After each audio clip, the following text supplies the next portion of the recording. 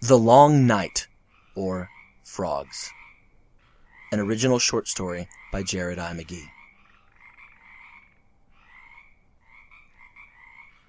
When I was young, I was absolutely amazed by frogs.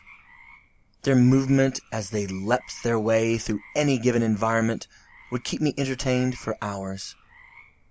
If I found a frog in my front yard, I would squat close to the little beast and duck waddle behind it as it fled this giant, toddling brute that giggled and grinned at it as it navigated the glade. I was never the type of child to pick the little frogs up. I thought that was mean, and would be traumatic to the green ones, even before I had the word traumatic in my vocabulary. Similarly, it never, ever crossed my mind to actually harm them. I heard stories of children throwing frogs into brick walls or some other variant, violent, horrific means of ending their little lives. That appalled me, long before the word appalled was in my vocabulary. I was far too kind-hearted in general, and when it came to animals, I was as soft as they come. I would cry if I accidentally stepped on the bumblebees busily pollinating the sprawling patches of sweet clover. I would go out of my way to assist spiders' escapes from my home.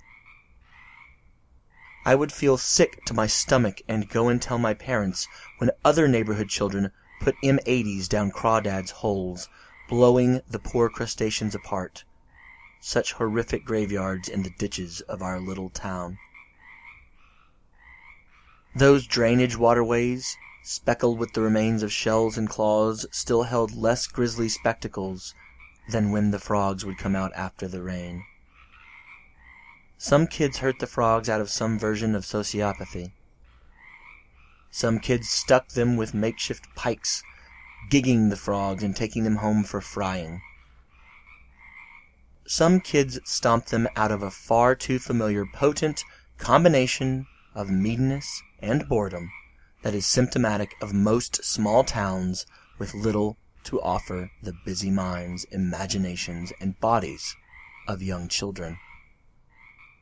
The reasons were only few, maybe a mere one or two beyond these common explanations for the savagery toward these grown pollywogs.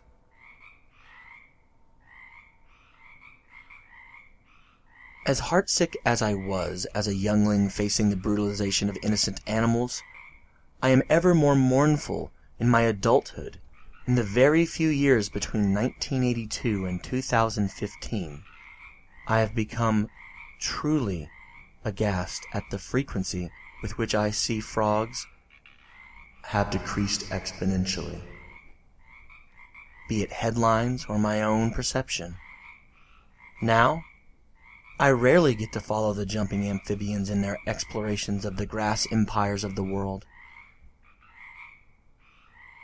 According to my scientifically minded and educated friends, there has only been a 32% decrease in amphibian species here on the blue planet. But, in my heart of hearts, I just cannot believe them.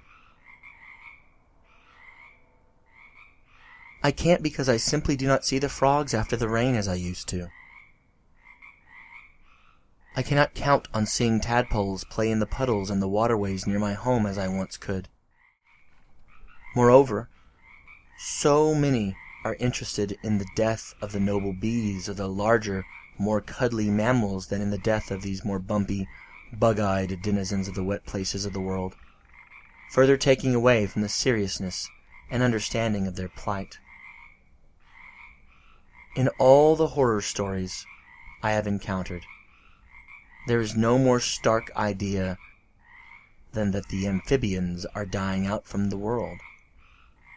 Not only is it heart-rending on its face, but their slow extinction marks an even starker truth that the world refuses to face. Just as amphibians are in decline, we too are in decline. Or we soon shall be. The human race is living on borrowed time, and quite soon we will not have the good fortune to share our lives with these majestic little creatures. We won't hear their calls on muggy summer evenings as the sun finally sinks beyond the horizon. We will be alone in a quiet, dark night. Thank you for listening to The Long Night, or Frogs, a short story by me, Jared I. McGee.